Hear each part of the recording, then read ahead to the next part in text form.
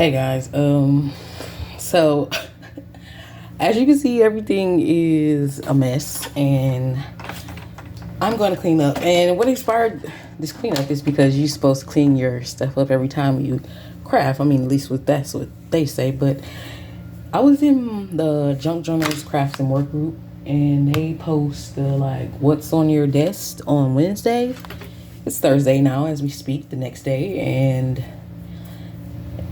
I have been neglecting cleanup basically. So there's going to be a 2-in-1 video today. So I'm going to show you what on my desk and what I've been working on, and also try to clean up at the same time. So die cut machine, first thing you see, I got this die cut machine off of Amazon. It's not a brand, like a big brand. It's Vever or whatever, and I've used this 3 times already, and the plate is just trash. Luckily, they sent you 2 of these, 3 MMs and 1 5mm when you order the die cut machine. So there's that. I was testing it out, and I was just, this is paper I don't like, so I figured if it's a tester, we're just gonna try it on this, and that is this embossing folder.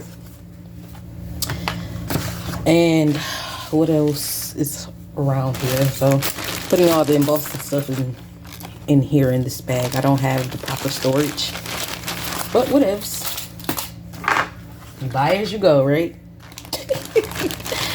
So I plan on getting more dies, so I may upgrade to the storage, but I don't die cut for my journal a lot, so I don't know. This may be the permanent home for the die cutting stuff.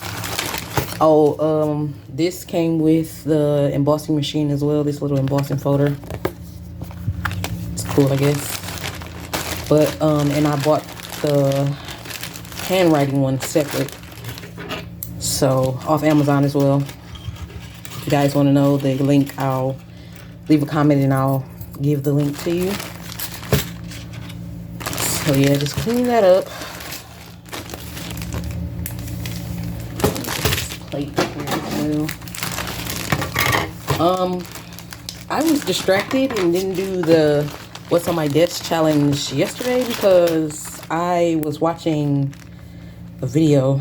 I believe it was Tim Halt's, because that's usually what I watch on YouTube, is his past live streams, just to get a lot of inspiration, not just from like stuff to buy, but techniques and things like that, because he has OGs on his channel that creates for him. So, you know, they know all the best tips and tricks. And when I say OGs, I mean people that's been crafting for a while, and people on his brand, they do tutorials as well. I mean, they make stuff so he can show on the live, and I'm pretty sure they do make tutorials, but I just watched his live and I was super inspired by all the background work and stuff that he does. And I know it's because I'm behind, you guys. Like, I stopped journaling and stuff, maybe I just got back into it this year, but before, I think the last time I did any journaling or watched any journaling content was maybe in 2013, and that's not an exaggeration of any kind.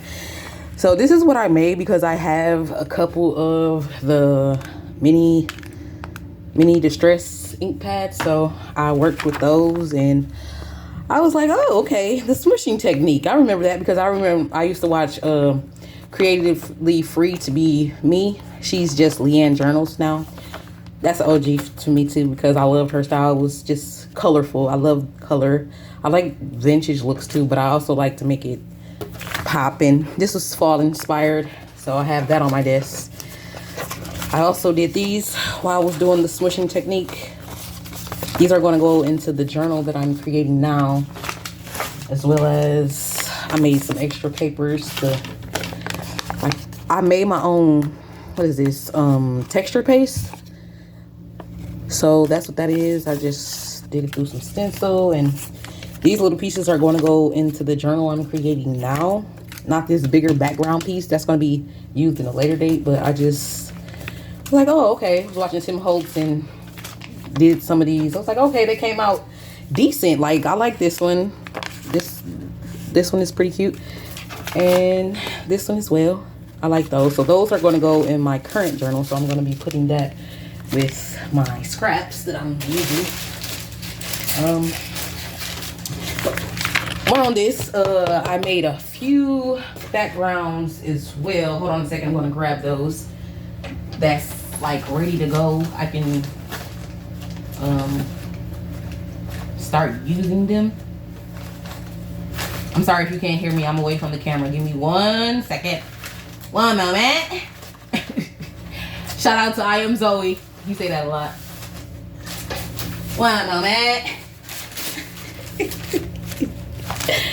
Okay, background papers. These are more that I, because once I did this, I just was like, okay, keep going. I didn't use my Tim Holtz ink pads to do these backgrounds. I have acrylic paint laying around and stencils, and I use those in a spray. The splatters are made from a spray bottle, not a branded one, just one from a dollar store. I used it. I mixed up my paint in a spray bottle, shook it. Well, no. First, I coffee dyed the papers. First, that's what I did. Let them dry, and then it's done in layers. I let the coffee dry, and then I did the stencil, and you know how backgrounds work. Then I did the gold. You can't really tell if it's gold because I don't think it's shining, but this is gold. Yeah. So that was that one, and then I did a lot of those spray through the stencil with the alphabet. So that inspired me to do this one. And I just did different colors. These are the ones that I call like finished, like they're ready to tear up and I can use them. That one was simple, but that inspired these little splotches. Inspired this one. I don't know if you can tell, but that has doodly florals on it. And this one just has bubbles.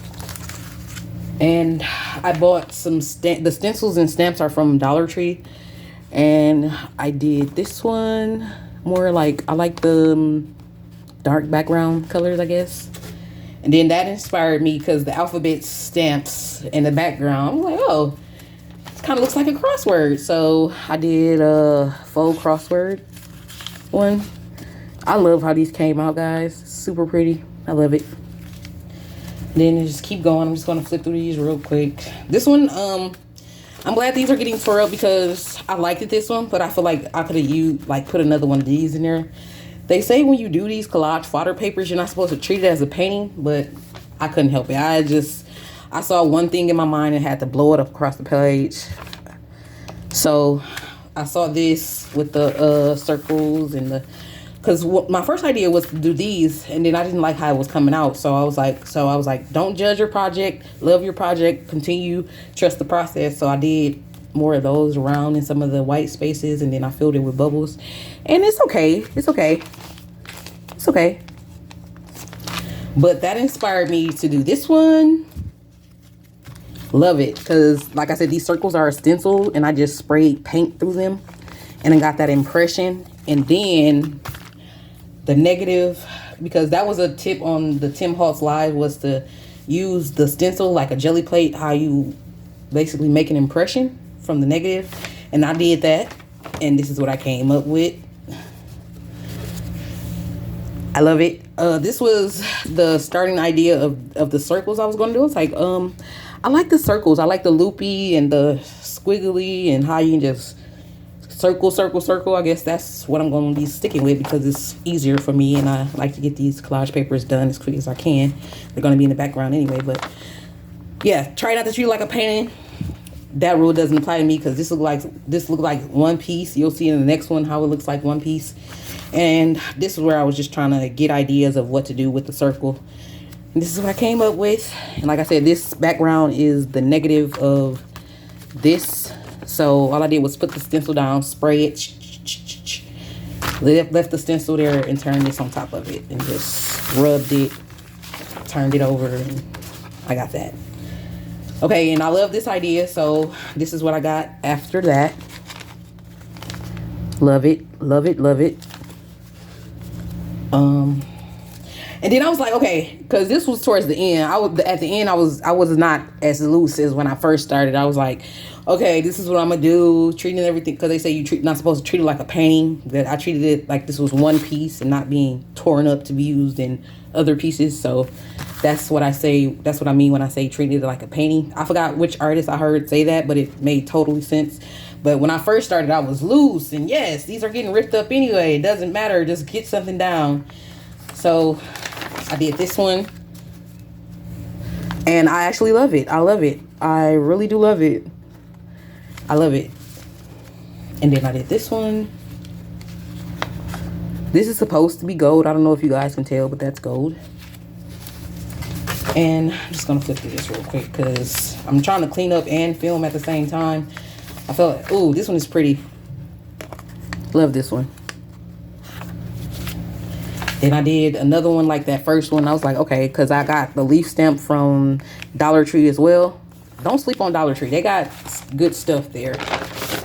Like my stencils and stamps are from Dollar Tree. Like these two are like kind of identical. I might go back and just make pen marks like I did on this one, but this one is more like splotches of color. I don't know. I put the little gold dots in the back. I'm definitely gonna, because some stuff you can't just skip on. Like your accents, you gotta get that. Like that gold paint like this. I had a brilliant idea, but my gold was going out. Like this was supposed to be like marble through here in this middle, and this was just supposed to be background. I was gonna do that in white acrylic paint, but I got discouraged because my gold isn't golding. So whatevs.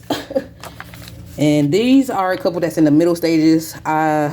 This one, my gold pen was juicy, so you may be able to tell that little flicker of shimmer. And these are just ones that I haven't finished yet that need stenciling and inked. All right, so that's on my desk. And shout outs to Tim Holtz again, because he knows what he's talking about. He said, dry in between so you don't get mud. And when I say I see every speck of color on here, I don't know if you guys can see it on your end, but you would think that this stuff would have ran together, because I believe this is wax paper, but it didn't. It stayed speckles. I let it dry for a minute and then went back in. I'm going to be using this in my journals as well. Not the one I'm working on, because I already have done this to different paper and it didn't turn out well. Like it bled or whatever because I wasn't letting the layers dry. So it only used 2 colors. So thankfully it didn't turn into mud, but it didn't come out like this, like I wanted it to. Awesome. Then I already showed you guys the embossing folder and stuff. And then I had bought some safety pins from the Dollar Tree because I had got some charms and things, because I plan on making charms for my journal. So I'm gonna put that away. And I got these Christmas hooks from Christmas. I figured that I can use these in charm making as well, or I don't know, anything else in my journal. If you guys have any tips on that, leave them down below.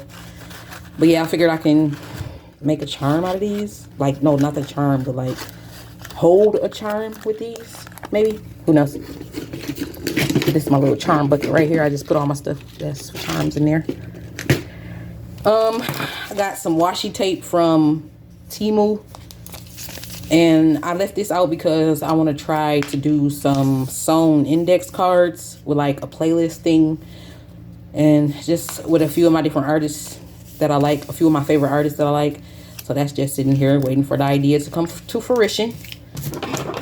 My favorite scissors, these are actually hair cutting scissors. I don't know, I like the way they grip. I like the way they sound when they cut. I don't know, I love them. Gotta sharpen them though, definitely gotta sharpen them. Of course, die cut into it because I was doing some of that. These are the signatures to my journal, and I only shared like that kind of stuff on my coffee, like process videos and stuff, but it's some videos up on my YouTube that you can check out of process videos. And so this is the journal that I'm working on, and these are just the signatures. I'm actually going to leave that up because I'm going to be recording today of some more processes in this journal. So I'm going to step to the side. Cutting mat, this helps me keep in frame. Gotta do what you gotta do, right? Extra die cuts from the tester. Like I got what is it called, a film strip, photo slide. Yeah, couple labels. These are all extra, so I'm probably gonna throw these in the thing I keep my ephemera in, which is this.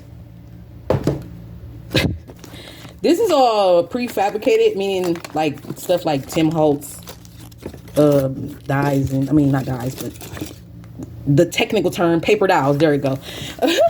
In here and stuff like that. So paper, stickers, stuff like that. This is all prefabricated, I like to call it. Like it's from the store, and little ephemera holders or whatnot. So that's that. Yeah, that's where my ephemera goes. This is just test paper. I was testing my dies on this.